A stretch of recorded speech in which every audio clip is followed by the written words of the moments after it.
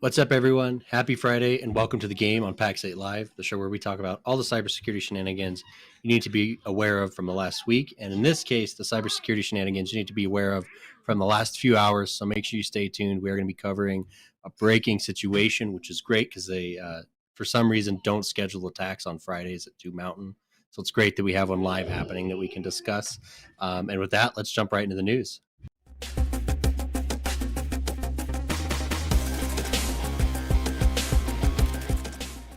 I should be clear. Dom, it's not great that the attack is happening. I was going to say. But it is cool that we get to cover one live. Like, that's a rare.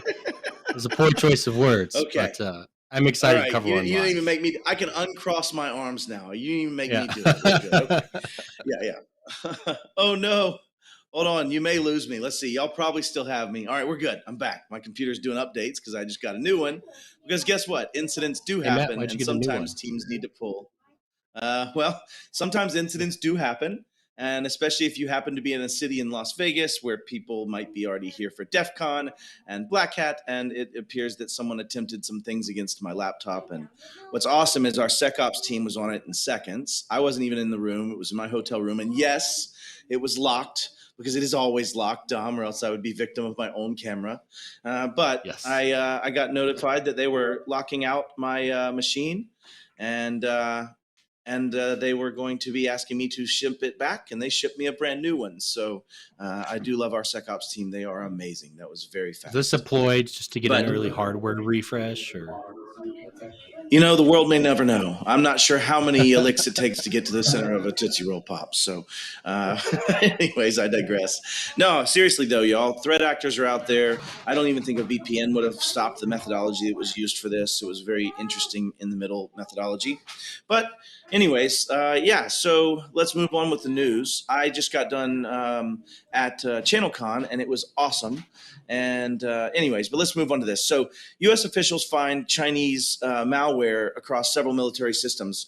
So we actually saw this as kind of a byproduct and result. And you can go on and read the article. We have it down here for you. But it's a byproduct of the earlier Microsoft attack, as well as a few other things, quite likely, just from a timing perspective. But they do go on to say that Microsoft finally first found the malware in, I think it was U.S. houses at Anderson Air Force Base in Guam. And they said that the malware has been underway for several months, and researching it, the malicious code had infiltrated U.S. military systems across the country and abroad. So, Dom, what are your thoughts on this one? This is espionage as it's always continued, but what are your thoughts on this in general? Well, actually, it's not. And I think that's the trick to this article. Espionage, like spies are going to spy, right? There's no getting around that. It's just part of the world we live in. However, I think that the interesting thing about this one is there's public statements happening around the fact that this malware is believed to be disruptive. The whole purpose of the code is to disrupt. And I think, and again, even that's allegedly not a new thing. But I would surmise that if they're coming out publicly about it, that there's some greater level of concern here. And honestly, there's probably some line between cyber espionage and cyber warfare, right, that has to get drawn at some point when we start talking about disruptive malware. Yeah, and ideally they didn't find it as it was being executed, which is the kind of the whole point. They found it as sitting there waiting. And if you think about that from that transition from cyber espionage to cyber warfare, which I will not purport to be an expert on the legal aspects of this, but I would say that is definitely a preparatory task, right? You would want to have those capabilities so that in wartime, you would have the ability to disrupt those systems. So it is definitely terrible and terrifying around that. And I think this is kind of a result of what you and I talk about all the time, Dom. There's tech debt everywhere. We've built systems that were not secure by default. We tie into other systems to make our day convenient and functional, but they haven't been held to any standards, right? National Cybersecurity Strategy, or NATI Strategy 3.3 really gets into that understanding of markets often impose upon the weakest of its citizens, right, the brunt of poorly designed and less secure software. So I think this is just more of the same that we're going to see get worse before we see it get better. And we will talk on that here in just a minute. So let's talk about, the kind of infrastructure that exists that kind of allows people to maybe be be baddies. And by the way, I'm using baddies from now on. It seems to land really well with the Baddies. audience. But Okay. instead of threat Like it. actors, it's baddies. Yeah, it'll go right in hand with our D&D conversation later. But the baddies have used cloud resources, and people say, well, I'll put on a geo filter and it blocks everything, right? Well, in this case, a cloud company assisted 17 different state-sponsored hacking groups, right? Like this is like a rogues gallery of the who's who's: China, Russia, Iran, North Korea, India, Pakistan, Vietnam. And the Cloudsy CEO, Hannah Nazari, said, this firm can't be held responsible for these clients, which only 2% were probably malicious, Only right? 2%. In exchange over LinkedIn. Nori tells readers, if you're a knife factory, are you responsible if someone misuses the knife? I think that's one of the questions, and Dom, I'd put that to you. What are your thoughts on this? Are they like a knife factory, or there's some differences here? There's some differences, right? Like if I was a knife as a service company, I would venture that I should revoke the right to use my knives from a subscription customer if they misuse them. That would be the comparison for me. And here's the thing: every cloud provider, right? Microsoft, Amazon, DigitalOcean, you name it, has this problem, right? It's just part of the thing. However, according to this research, right, some 40, nearly 50% of their customer base was believed to be malicious, right? So either the money was worth it, which is like, okay, free market has its problems, right? Or they just, I don't even know what else there would be, right? They don't have the right abuse reporting infrastructure. They're not whatever. Oh, the auditors are in the house. Auditors brought guns today? The auditors are. What? They did. This is getting wild, Dom. You have really failed a few audits, haven't you, bud? The sword comes out. Okay. All right. One of the things that I want to add to this is I allegedly may run infrastructure from time to time that is meant to principally steal tokens called EvilGenX 2 and 3. And I've done that in DigitalOcean, right? Allegedly.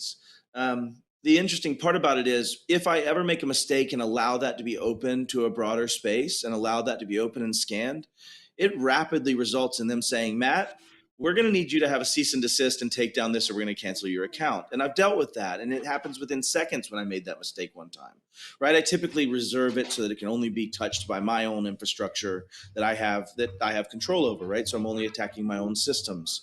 But in this case, they had me do a takedown notice instantly. And so you would imagine that if I was in that company, Cloudsy, I would want to be able to show proof that I had both sent those takedown notices, responded to those takedown notices, and also summarily taken down those accounts that didn't respond. So I'm curious if, as this plays out, do they have any evidence of doing that, or is it really just this was a hacker's playground for the threat actors? But anyways. All right, Dom. I think talking about that, what is the benefit of having a cloud resource like that, Cloudsy, in stateside or in places like that? What's the benefit for a threat actor, just for the audience? Well, you hit the nail on the head, right? One, it gets around geofiltering, right? Like, oh, it's blocked to the U.S. Great, I'm going to rent a VPS for like $3 in the U.S. and run the same exact attack. But on the flip side, there's other huge benefits, right? Depending on how the cloud provider sells their cloud and whether or not they validate identity, there's probably a layer of anonymity involved, and there's the ability, probably for me to just rotate through V4s or IP addresses over and over again, spin up new infrastructure on demand to get past like, oh, there's an ILC or whatever. So it adds for the same reason we use it in business, right? It adds a ton of flexibility.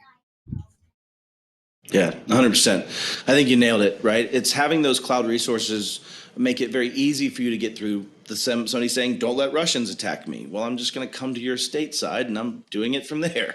And it makes it very simple, but also the ephemerality of it, right? To your point, the sense that there's some degree of anonymity, but on top of that, it's ephemeral. And it does have the ability for me to burn that infrastructure and remove a lot of that proof of that infrastructure while using it for attacking resources from that perspective. So, yeah, it is really good. Microsoft, and when you think about and validates your cell phone number and other information when you want an Azure trial, right? And AWS has a similar motion, et cetera.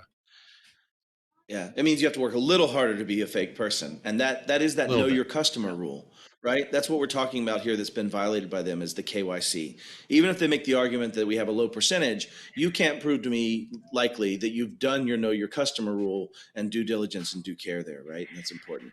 Right. All right, Dom, let's go ahead and introduce kind of what we were talking about. And I say glee, I know you didn't mean it that way. It is something live, but it is really actually a good thing in my mind that we have these type of wide attacks. And I don't want to say it's good because there could be death. In fact, I believe there's a very high likelihood with a lot of emergency rooms down, you can have errors and people on paper. You've already seen a lawsuit that's active down in Birmingham around a child that passed away during childbirth because of going to paper, and they weren't prepared for that. So essentially, what we saw this morning is there's about 5 states that have active hospitals that are down, all from the same health information system company called Prospect. So Prospect Medical Holdings has a large amount of their hospitals and facilities down right now because of a cyber attack. No news necessarily of who it is, no news necessarily of what it is. My gut says it's likely going to be ransomware, and it started yesterday, and it is still ongoing. So what I wanted to talk about with this, Dom, is Wes Spencer's talked about this on stage a lot, where he says, we've never had that one event where it's a hurricane-like loss across the board. We've never had that event in cyber. We've talked about it a lot. We've had some things that got close, right? When you look at the earlier CISA and SolarWinds type plays, we've never had that really impact into this hurricane-like response from where it's just so cataclysmic of a cost and destruction that there's just nothing that's ever compared to it from that perspective. So what are your thoughts on, this type of an event? Does this generate or get close to generating that type of an event that changes a form legislation? Of it. Yeah, like maybe this is category 1 or 2 level of storm, right? Because we're not talking about like a Tropical nationwide storm. collapse so much as, Sure. obviously significant impact. I think medical is one of the few industries where it could happen to that extent, right? Maybe medical or telecommunications, or obviously the rest of CI, critical infrastructure. Sure. Like HCA, for example, HCA had an incident, but it was just data exfil, right? There was little to no interruption of business, so that wasn't it. This one knocking out multiple hospitals is obviously headline news, right? We're sharing the AP article right now, but I promise you, it's on CBS, ABC, it's everywhere. Right, Yeah. Right. All the alphabet. So this one will be a big one that brings awareness. And again, it's happening right now, so we don't yet know the full impact. If there is attributable death or greater extent of injury than was necessary, right? We don't know yet. And we don't know when the recovery is. If you have hospitals in 5 states down for 2 weeks, that's much different than 4 hours, right? Yeah, 100%. One of the things that I wanted to pivot from this article, and the reason I wanted this included as we saw this morning, is it's not if, it's when. When am I going to have an event that causes me to have some disruption that my SecOps team doesn't catch or block? Right? When am I going to have something that spreads? And what do you do for that, Dom? What do you do to prepare? You, well, 1, hopefully you make a plan, but 2, you tabletop it.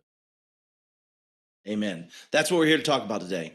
We want to talk about tabletop exercises. But first, let's hear some brilliant words from Robin Harris. I'm glad she's back in our lives this week.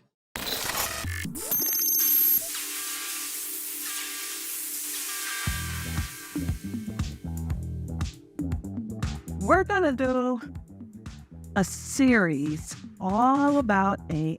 AI is just the new kid on the block that's going to come in, and it's coming in, and it's going to do some amazing things, but we always have to consider there are going to be risks, and there are going to be unexpected consequences that we have to prepare for.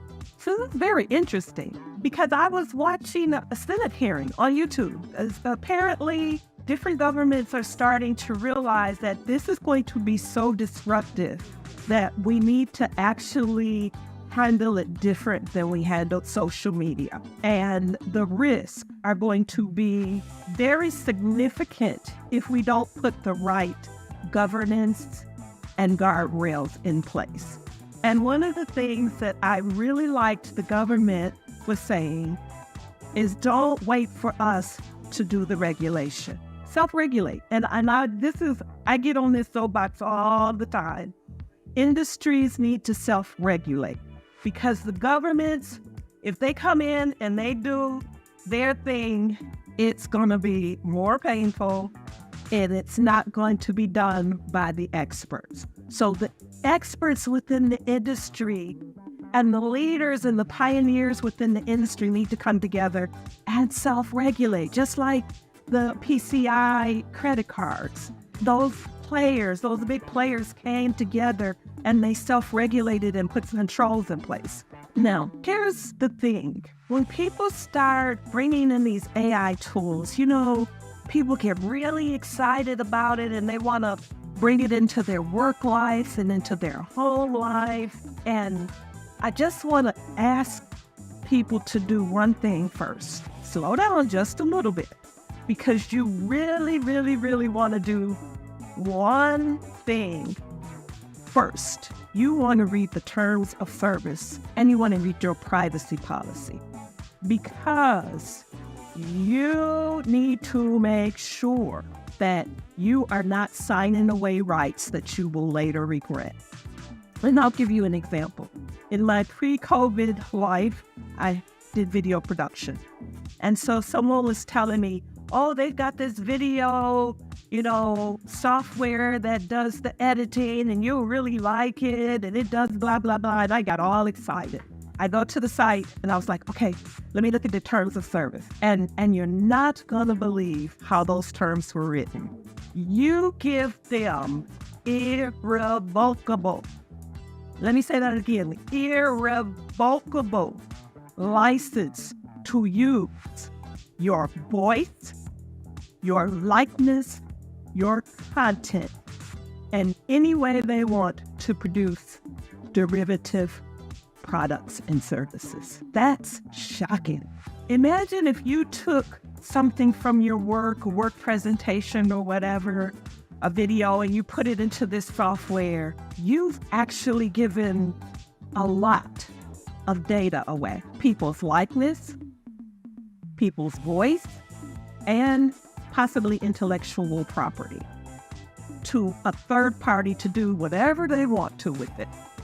So this is why, a friend came and she says, oh, look at these pictures I did. I put it into this AI thing and it made me, a star and a fairy and a monster and a diva. And I'm like, yes, and you just gave them irrevocable access to use your likeness for whatever they want. So now, we pretty much feel comfortable glossing over terms of service and the privacy policy when we sign up for things. Don't do that anymore. In business, when we go out and we're going to do business with a vendor, we need to assess their posture. We need to make sure that they are doing things in a secure manner. We need to make sure that our data is protected. That's just a standard practice, but a lot of people don't really realize that. And a lot of individuals within companies don't realize when they go and sign up for these services, it could be cheap, it could be free, it could be expensive. You need to know what you're signing up for.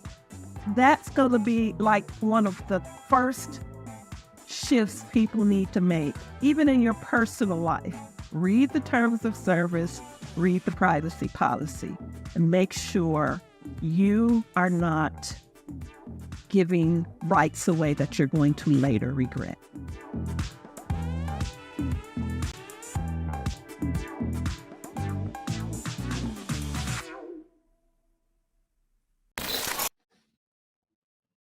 I think Robin and I were probably separated at birth, like maybe a long time ago. Perhaps. For sure. But she is definitely preaching a lot of the same things that I agree with wholeheartedly, as far as SRO and regulatory and just a lot of the great advice. So thank you, Robin. That was awesome. All right. So Dom, we have a pretty awesome guest with us here today. And he's a good friend of mine. I have the pleasure of working with him every week.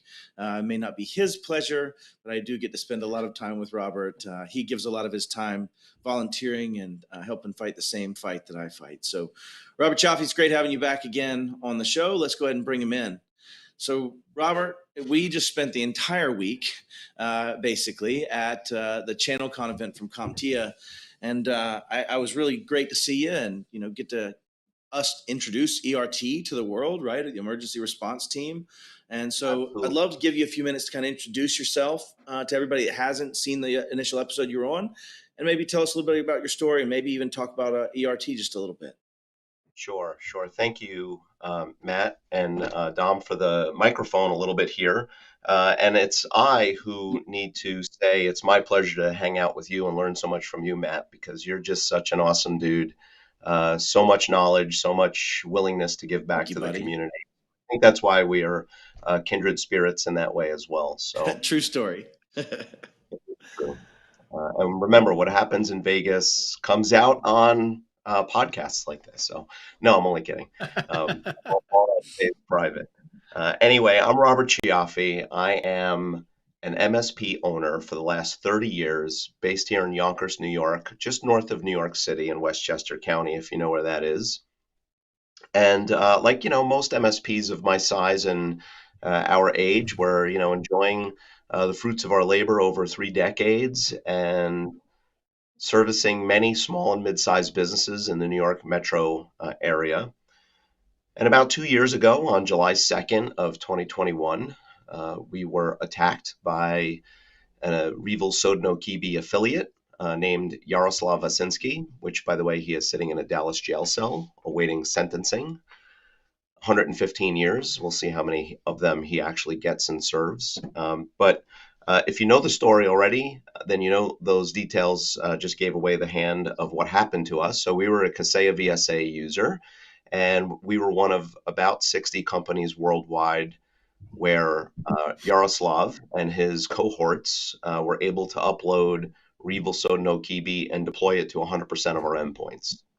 So that was 80 clients across 200 physical locations in 4 U.S. time zones, 2,500 endpoints, about 250 of which were servers. Now, did not affect Macs and it didn't affect machines that were offline, but that was only about 5% of that 2,500 number. So when I say 100%, it may as well have been 100%. Maybe I'm off a little bit there.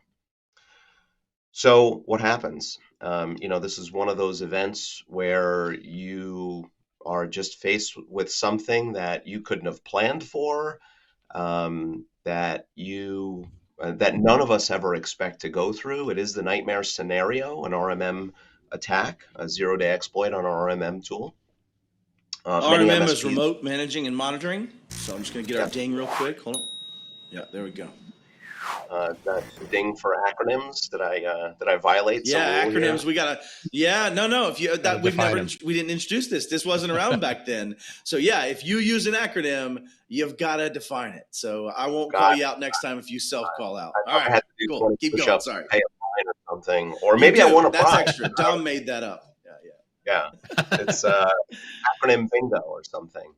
No, yeah, remote management and monitoring tool. These are indispensable tools for the managed service provider or MSP space. See, I caught on already. For us to be able to manage customers, do things like patch management, remote control. And, the power of these tools is that if a bad guy gets a hold of one of them, they can do some incredibly swift and intense damage to large numbers of systems in pretty much a blink of an eye. And so that's exactly what happened to us.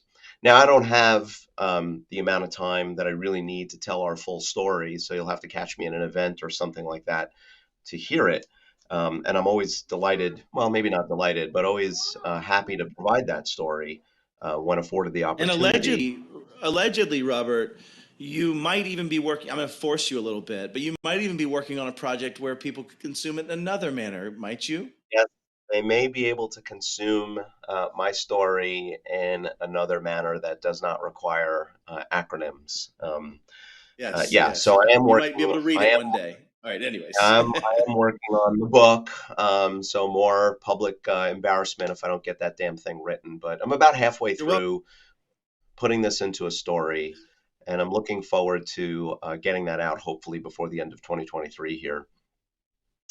But here's the point. So, we were really in a bad position because effectively, my business value went to zero. Actually, it went to negative because of all the potential lawsuits that were Sure. now rattling through my brain. And we had a math problem. So, to get to the real heart of talking about tabletops today, we had a mathematical problem. How do we recover all of our customers simultaneously with the logistical issues of having to visit all these locations and not having enough manpower to visit 100% of my customers all simultaneously? Yep. And so the story then begins to unfold into how the community, both vendors like Pax8, by the way, as well as many Thank others, you. really stepped up to the plate.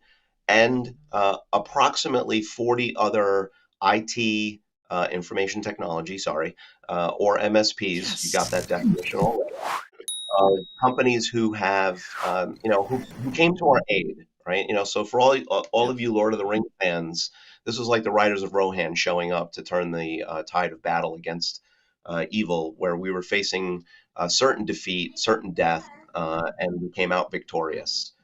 And I'm very proud of that. I'm proud of the community for the way they responded to us.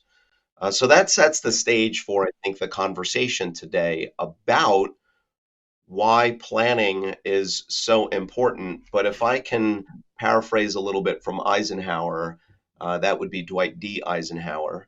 Um, he said plans are useless, but planning is indispensable. And I think True story. a or planning really would have helped us better in our darkest moment, but likely we would have need to pivot from. But the planning process would have helped prepare us to have responded to that situation much, much better. 100%. And that's actually the reason I wanted you on this show. For everyone that doesn't know this, Robert and I are head of the ERT, or emergency response team.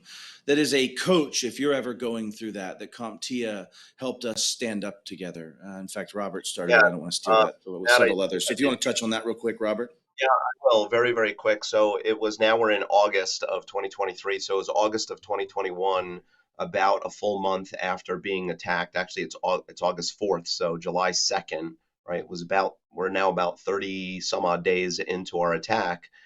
And, we had recovered mostly and still kind of working through ongoing recovery or post blast or post boom side effects. And, just contemplating what had happened to us and the good fortunes that we had, I was wondering, well, maybe many MSPs would not be as lucky as us because of the Yep. community help and involvement and the investment of relationships over time.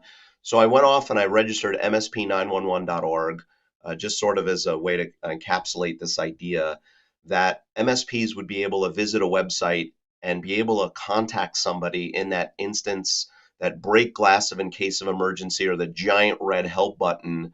When you're in that heat of battle, the emotions rage, they take over, critical thinking goes out the window, even plans get forgotten.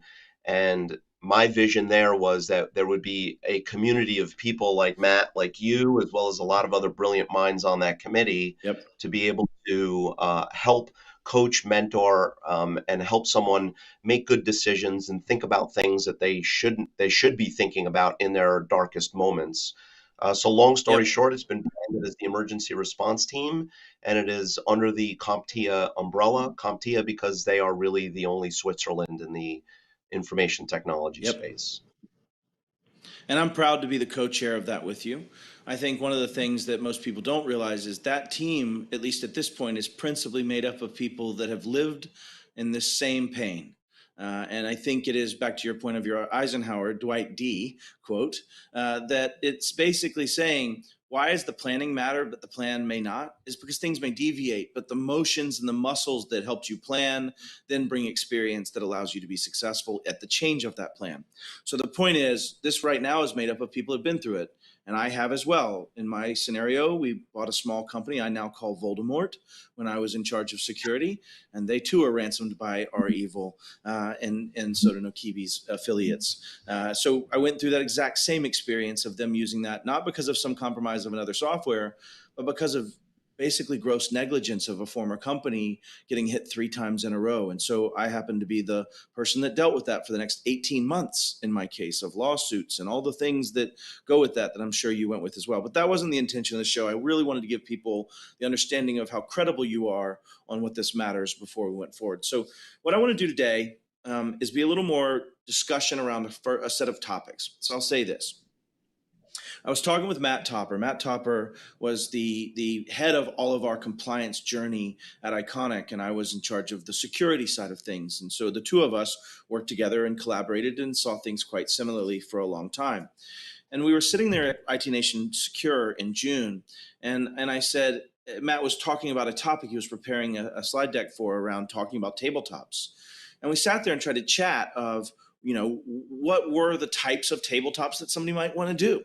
And so I've come up with a few categories, and I'd like to ask you guys' opinion on them and kind of talk through them. So I'm going to start with this first one. Robert, you've been to one playing of the game that myself and Ethan Tancredi made together, right? It's called The MSP's Worst Day.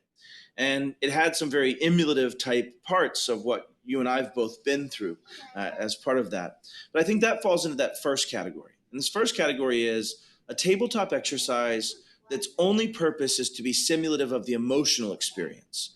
Its only purpose is to get hearts and minds bought in. So let's talk about what that is. And Dom or Robert, I don't care who goes first. Let's talk through that hearts and minds type tabletop exercise a little bit. I went to an InfraGard meeting today actually. So I got to chat with some FBI cyber folks as well as sort of security leaders, but in sort of the larger side of the business. And they were tabletopping not just for cyber, but for like one of them was an emergency manager for a municipality, right? So like literal natural disasters. And her biggest challenge was getting people to care about preparing for an event that they weren't sure about the likelihood of. So the emotional tabletop is a really powerful mechanism. And I haven't played that game, but I was there when you developed it. It's terrifying. The whole so someone quits. Right? Like those kind of aspects are her interesting challenge was because of COVID, they moved to virtual emergency operations center options. And one of their tabletop items was like, Susie lost her internet and can't push out the new civic alert or whatever. So you one start to uncover the very human things that can go wrong and that you might not think about, like food. And two, you start to realize, oh crap, this is stressful, right? You create a version of that stress that people haven't experienced. Yeah, I liken it to, and by the way, no interview with me would be complete unless I reference Lord of the Rings and my favorite other genre, which is Star Trek. So I'm not a geek, I promise. I really promise. No, I really not am. at all, Robert. Totally. But the Kobayashi Maru, if you're a Star Trek fan, right, is being placed as a captain of a starship in an impossible win scenario to test your leadership skills and to test the emotional response to certain death, right? And, picking the best of the worst options. So it's the idea is not to win the game. The idea is to test your mettle, to test your character. And I think the game that you created with Ethan, Matt, achieves that objective, while I had some thoughts about, things that can be improved upon, just like anything else. How do we make this a version 2, a version 3, a version 4? That sort of emotional response, which is exactly my story, the human and emotional side of a cyber attack, the things that we don't necessarily think about, right? We think about tools, we think about security, we think about process and policies and vendors and bits and bytes. But, when bullets are flying, that stuff is important, but it's not really the thing that's front and center. It's the human heart, it's the human soul, the human brain, emotions, passions. Those are the things that are leading judgments. When you hit the nail 100%. On the head there, And if we roll all the way back to like where tabletop comes from, we can go back to like World War I, World War II, before technology, right? It was literally a tabletop with, if you ever played the game Risk, if you've ever played the game, like you're moving these little pieces and like, this is where the Germans are and this is where the Americans are. Yeah. And if we were lucky, that got updated once a day. And if we were really lucky, it was 80% accurate, right? So that's where tabletopping comes from. right? And even in today's war games, like there is that conversation. What is the public's reaction to a given piece of news about a conflict, right? Like these discussions, I promise you, are happening about Russia and Ukraine, but they happen throughout, the never-ending war and everything, every other human conflict that was major in scale. So human emotion is a part of every sort of piece of conflict. I think cyber is obviously what we talk about, but also what we hear a lot about right now. Yeah, and I'll do the brief intro of what the game does so that you can understand what we mean by the emotional piece. Is we start out with a certain number of technicians, and back to Robert's intro of saying I didn't have enough time, I didn't have enough people, I didn't have enough. If you had 7 technicians and $1 million revenue or $3 million revenue MSP, let's say, right, and that's what we calculated out. You have 153 machines to replace, or 1,200 machines to replace, or whatever that may be across the board. And you need to either wipe and reload those, return them back, decrypt them if that may be the case. But additionally, you're probably also doing some wiping and reloading. And so if you're bringing that all back, what we simulated was day-based turns where you have a day and you can restore this many servers in that day and this many workstations per employee that's somewhere. But we simulate things like the manager being called out, the owner being called out because he's actually talking to someone off the ledge of suing him right now, or potentially even listening to them cry about the fact that they can't feed their employees or their family or pay them and that they're down and this is destroying their world. And that's every day. And so I wanted to bring out the feelings that you have of that panic. I think to Robert's point of his Star Trek quote of the understanding that I can't win. In fact, the best time, we've played this game now 5 times. We're going to be playing it again live now at MSP Community Minds. I'm going to be doing that again, and Robert's helping me modify it. But in the 5 times, in 2 weeks of simulated day play, no team ever got more than 1.6 million of their 3 million in revenue back. To Robert's point of starting from negative, no team even had to simulate in that 2 weeks the lawsuits or the other things and demands for not paying during that time and cash flow challenges from those things. Like that hasn't even happened yet. And so we simulated that. And I'll give you a hint. If you're watching this, you get a bonus in the game right now, because if you choose not to put your people into overtime, they may not quit on you. Is just a little heads up of an Easter egg into that game. But we talked through the first one, y'all, and talked about the understanding of this hearts and minds simulation. The other type that Matt Topper was always a big advocate for, and he was the one that really brought this up, was what's more of a process walkthrough. So we'll get into a different type of this and a different focus on this. But when I talk about these, there's 2 types, and then we'll talk about the first.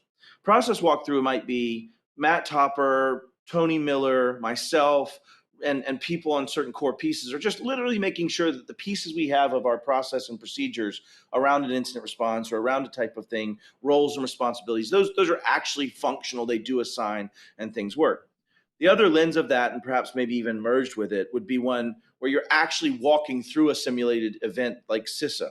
And so we'll talk first about that process review of your own. And then the second piece we'll talk about is tabletops, which are planned incidents with all of the pre-planned failures and injections and all the things that are going to happen. So, Dom, you started us first last time. Robert, why don't you talk to me about this process review type walkthrough and what it would mean to you and what your thoughts are on it? Yeah, so there was a number of lessons that we learned, and I do talk about this in my more formal presentation about our event. But one of the things that we had learned was that our process and our tools definitely changed during our event. And some things that you might expect that will work during normal peacetime operations do not work under wartime operations, as well as the normal process steps that you need in order to do a full recovery. And I'll talk very quickly about maybe just 2 quick examples. Number one was the process of rebuilding workstations, because that was our recovery effort, right? We can recover servers through our BDR technology, which worked great, by the way, flawlessly. And BDR, backup and recovery technology. Thank you. Who won bingo? All right, keep going. Sorry, buddy. You did. So you got 3. So rebuilding machines required, process and documentation and training, but I'm using, I'll say, foreign troops or, allies who are coming to our aid, and that we had to show them our process and our way of doing things So that's where, where process was really, really pressure tested. And, there were some things that were done improperly at first and that we had to course correct as we went. The other thing was the use of our PSA, right? So we were able to get ConnectWise back up and running within 48 hours. Prior to doing any restorations for anybody else, we needed to get some of our systems up.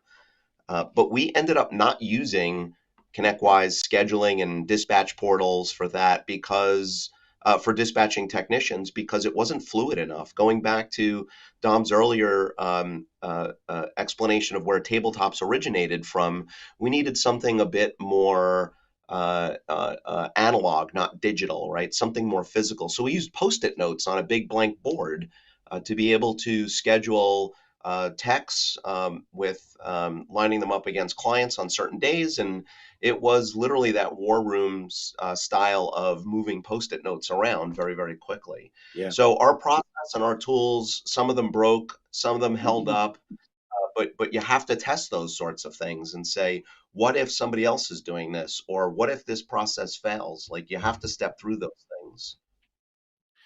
And I would say in those process type things, in my opinion, and also in the operational tabletops, you should typically assume failure, right? I think one of the point is we often would walk through a tabletop with this optimism of how successful all of our pieces will be. Like, we're gonna crush it. We're not gonna. That's gonna be great. I'll be able to use this. Every technician's available. Everything's gonna work. And so you have to take, I think, in a tabletop an eye of pessimism, and that you want to say, if this fails, what would be my resilient response, right? I listened to Dave Alton yesterday talk about business resiliency. And it was interesting because he took some of the tabletop concepts we were talking about and brought them also into this business resiliency of saying, what if Robert's just not here? What if this isn't an incident or a cyber incident, but what if Robert's just gone? As this company, as a S corp, or as a whatever it may be, and so you think of this tabletopping. While we're focusing on cybersecurity, there needs to be an understanding of business resiliency in general from that perspective. And I would say the only way you do that is by assuming that the resiliency you've made will fail, right? And that the PSA may not be of accessible. Pessimism, you said, is really important because I've seen people do tabletops, these operational tabletops. They have their incident response plan, and we're pivoting into that. They put it in a little presentation, one of those binders you used to use in high school. And I was like, well, this is silly.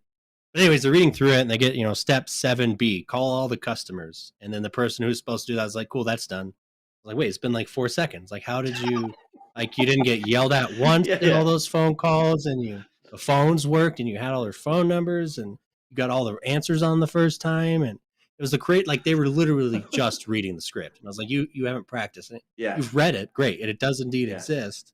So you have to be cognizant of that stuff. Now, there is room for IR review, right? To make sure that what you wrote down continues to make sense. Maybe there's personnel changes.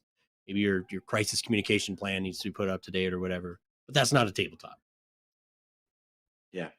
Yeah, and that stays in that process side, right? That's what process review is supposed to be for, is making sure we actually have all the requisite pieces. But now let's pivot into this operational one, since you did bring it up. Dom, in your mind, tell me how an operational playbook type tabletops functions, right? You've been through these in your former days, I'm sure, and certainly know of them quite well. Right? Like it's let's play this out, right? Something has happened, right? And we can go back historically again. Let's go back to World War II, right? Right. And we're saying, all right, if the adversary does this, what should our reaction be? We're sort of expecting something to happen, or maybe just thinking something could happen. We call these war games nowadays, right? And then we say, all right, cool. This is how, company A would react or battalion B would react. And it's very similar in cyber, right? You're going to say, I'm going to face an attack of some form or fashion.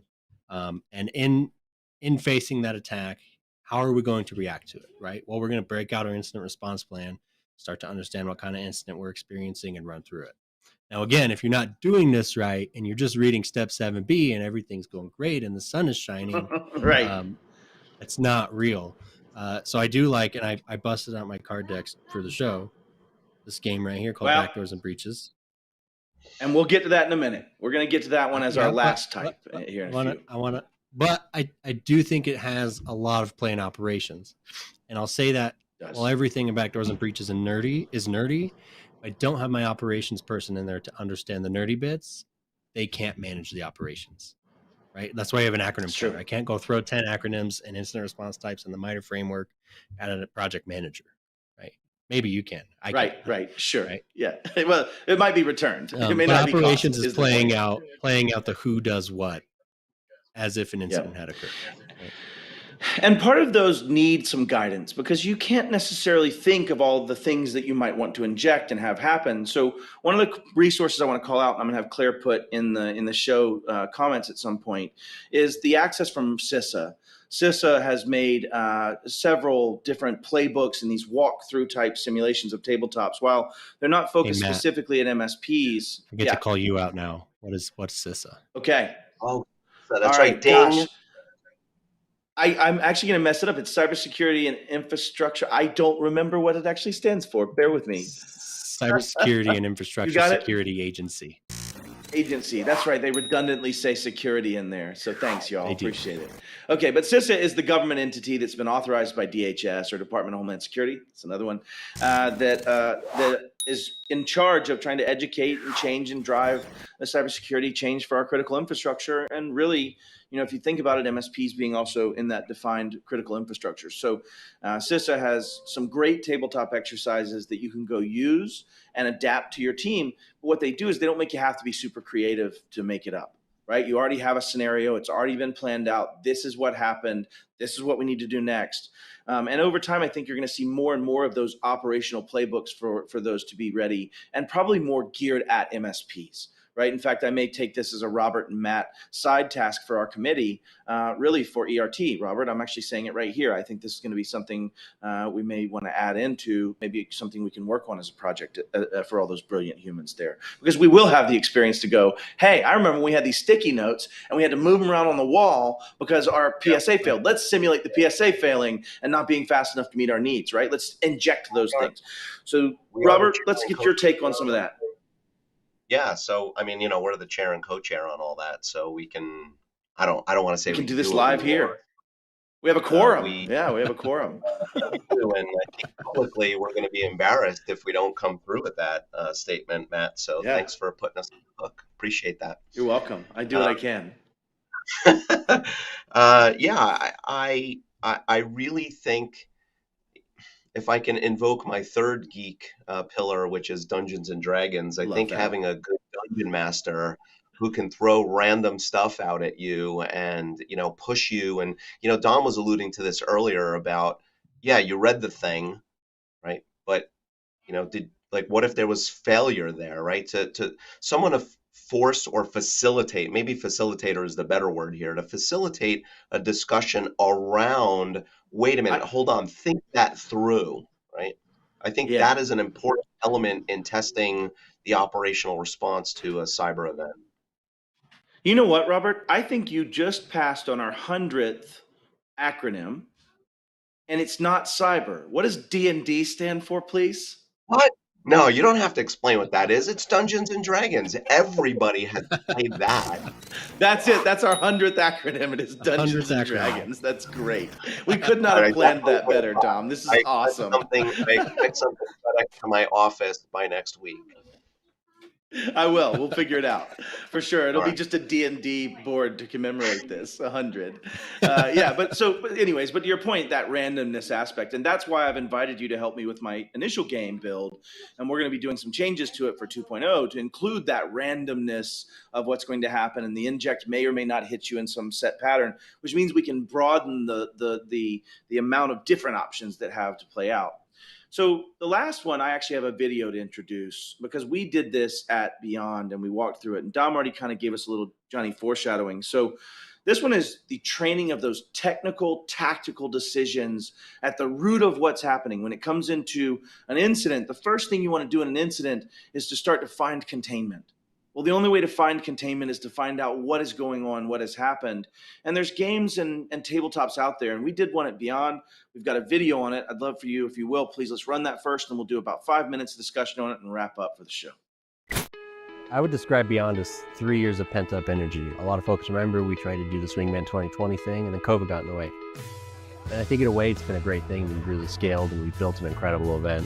I think 1,800 of our best friends are coming here to learn from us, to network with each other. And we really focused on education building this event from the start. So when we look at the breakout tracks that we've built for everyone, the security lab, which is frankly really nerdy and in-depth and really is going to let people experience an incident and really take it to the next level in cybersecurity, but also in business operations and just how to be a better, more effective partner and scale your business. 2 years ago, one of the first real security conferences for the MSP kind of kicked off with Right a Boom with Andrew Morgan.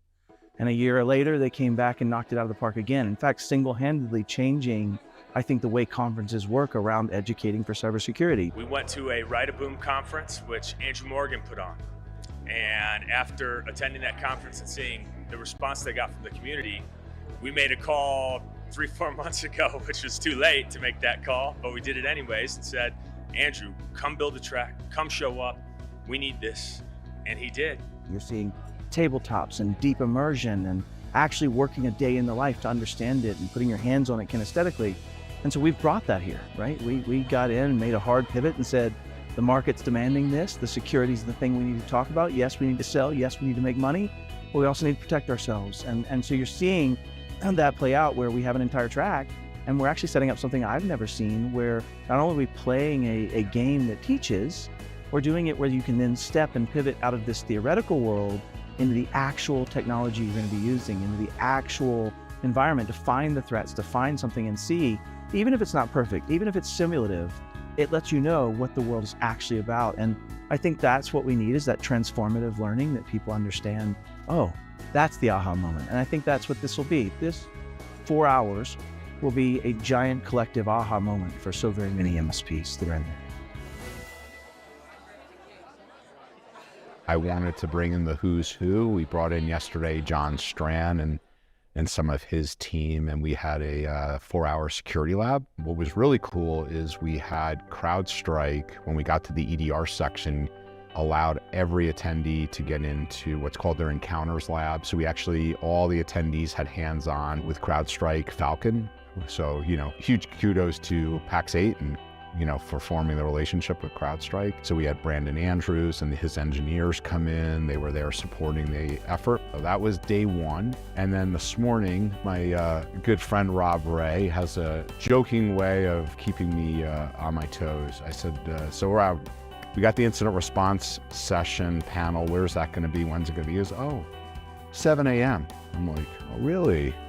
I said, who's showing up, Rob? Interestingly enough, your community, Pax8, is incredible. We had standing room only. It was absolutely, I was blown away. The panel was the director of incident response from CrowdStrike, Clark Harshbarger. Matt Lee was on it, giving perspective, which is great because Matt, as a former MSP owner, gave the perspective of what he's been through in incidences, but now actually on the Pax8 side, seeing it also through thousands of MSPs. We had Carl Bickmore, he's an actual CEO of an MSP, and then we had Mackenzie Brown, who formerly was with Microsoft, their detection and response team, and is now VP of cybersecurity for Blackpoint. So we got all these different perspectives on what it's like to live through an incident, what are the proper means.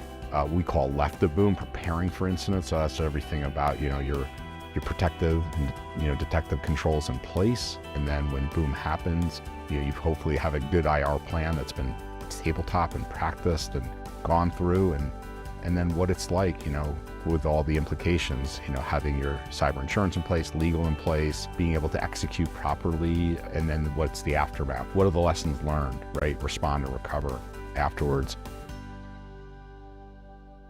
A lot of people would say cybersecurity is kind of shifting under our feet. Counter that with it's always shifting under our feet. It's just happening much faster now. So being able to get these sessions out in a broader context than what's happening today. It's about what's happening today and how do we deal with what's going to happen tomorrow. So the security lab is huge. Come to an understanding that we can't stop all threats. That's not a reality in the cybersecurity world. So we're really in the security lab taking an in-depth look at what happens once we have an incident and how do we react to that and handle it and actually follow through with an incident response plan, right? I think they say the best laid plans are great until you get punched in the face and you just got to figure things out, right? So we're really hoping to put that experience in people's hands, let them feel it, let them experience it. But also just general security education, right? We have sessions happening on security culture, the CIS controls, risk management, how to handle risk, really broad topics that I think really go a long way in helping our partners develop true security practitioners instead of someone that installs a tool and calls it a day.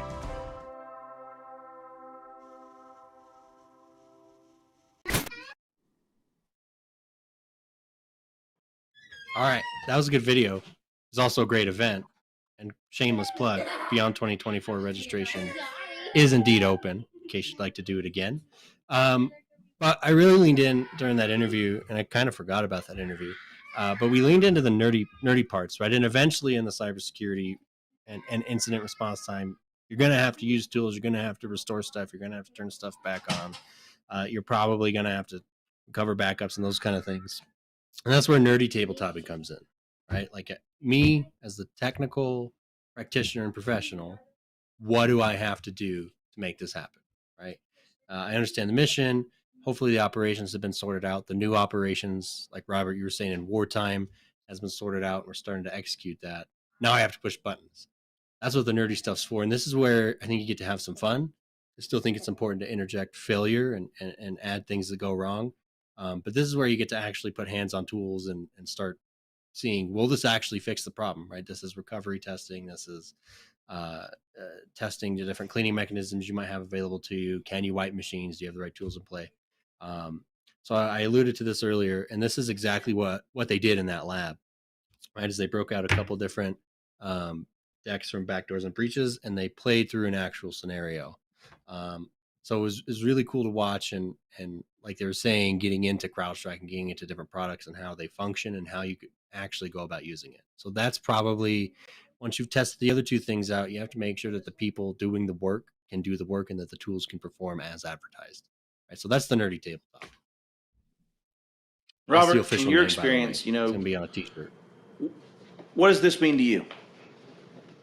Well, it means that we're focusing on where the rubber meets the road, because you can have great incident response plans, you can have buy-in from leadership and management, and you can pressure test your policies and your controls and your tools, and all those things really are fabulous, right? I think the overarching message here is going to be that you really need to approach it from all of these different facets, because when we were going through our recovery, right, and responding to what happened to us, and I'm sure, Matt, you will agree, is there were so many moving parts all at once that you need to do all of these things. So to Dom's point about, now the focus is on pressure testing the actual tools and the techs, and can you do the recovery and prove to me that backup restoration is going to work, or show me how these other tools about reimaging machines or